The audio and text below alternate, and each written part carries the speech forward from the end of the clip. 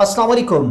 آج کی مختصر ویڈیو کے اندر ہم جشن عید میلاد النبی صلی اللہ علیہ وسلم کے متعلق بات کریں گے۔ یہ ماہ مقدس ربیع الاول کا مہینہ ہے، جس کے معنی ہیں ربیع کے معنی ہیں بہار کے، اور اول کے معنی پہلی بہار، جس میں اللہ کے حبیب صلی اللہ علیہ وسلم اس دنیا میں تشریف لائے۔ اللہ کے نبی صلی اللہ علیہ وسلم کے آنے سے پہلے کا جو زمانہ تھا وہ جہالت کا تھا، جس کو ایک شاعر نے کہا، حضور آہے تو سر آفرینش پا گئی دنیا، حضور آہے تو سر آفرینش پا گئی دنیا، اندھیروں سے نکل کر روشنی میں آ گئی دنیا، ستے چہروں کا زنگ اترا، بجھے چہروں پہ نور آیا، حضور آہے تو انسانوں کو جینے کا شعور آیا۔ اللہ کے حبیب صلی اللہ علیہ وسلم کی ولادت باسعادت سے پہلے انسانیت اندھیروں میں ڈوبی ہوئی تھی، ہر طرف ظلم اور بربریت تھی۔ اللہ کے نبی صلی اللہ علیہ وسلم آج سے 1500 سال پہلے اس دنیا میں تشریف لائے اور ساری دنیا کو ایک امن اسلام کا پیغام دیا، اور بہترین اخلاق دیے، اور بہترین جو ہے اللہ کے نبی صلی اللہ علیہ وسلم نے انسانوں کو زندگی گزارنے کی دعوت دی، جو دین اسلام کی دعوت تھی۔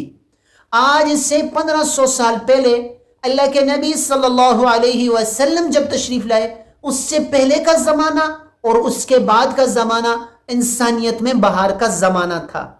تو آج ہم اس عید میلاد النبی جو 12 ربیع الاول کو آ رہی ہے، اس کو کیسے منائیں؟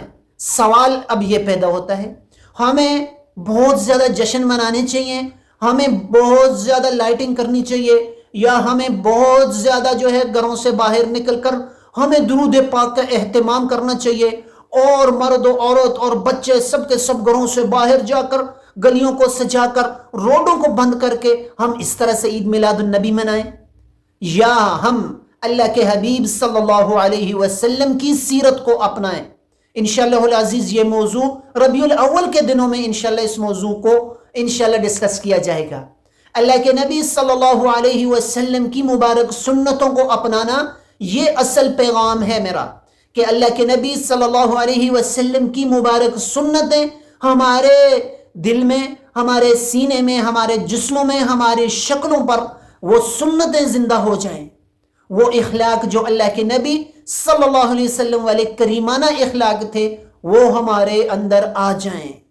اس ربیع الاول کا مقصد، اس کا خاص پیغام یہ ہے کہ ہم اللہ کے نبی صلی اللہ علیہ وسلم والی زندگی میں ہم ان کے اخلاق میں رنگے جائیں، اور ہمیں دیکھ کر لوگوں کو یہ پتہ چلے کہ یہ محمدی ہے، یہ پتہ نہ چلے کہ یہ فلاں ہے اور یہ فلاں ہے، ہم فرقوں میں بٹ جائیں، ہم مسلکوں میں بٹ جائیں، نہیں، دیکھنے والے کو یہ پتہ چلے کہ یہ جو جا رہا ہے یہ تو محمدی جا رہا ہے۔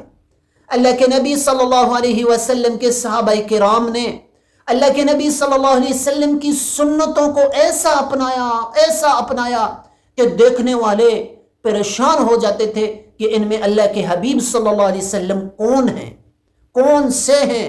یعنی اس طرح سے وہ اللہ کے نبی صلی اللہ علیہ وسلم کی ہر ادا کو، ہر سنت کو وہ اسی طریقے سے ادا کرتے تھے جس طرح اللہ کے نبی صلی اللہ علیہ وسلم مبارک زندگی گزار کر گئے۔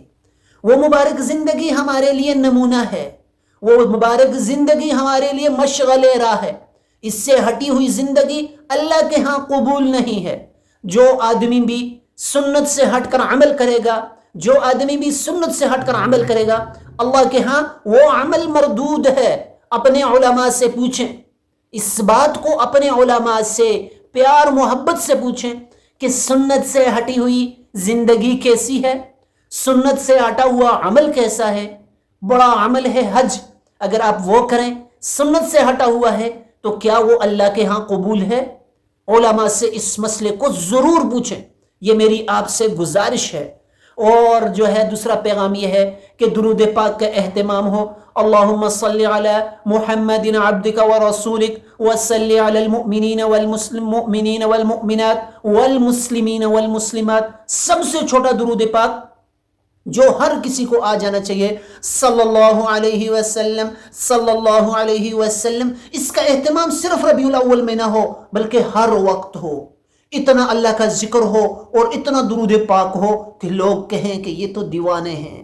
اللہ کے حبیب صلی اللہ علیہ وسلم والی زندگی اور اللہ کے حبیب صلی اللہ علیہ وسلم کی محبت کو اپنے دل میں اپنائیں، اپنے ان سنتوں کو اپنے جسموں پر آپ سجائیں۔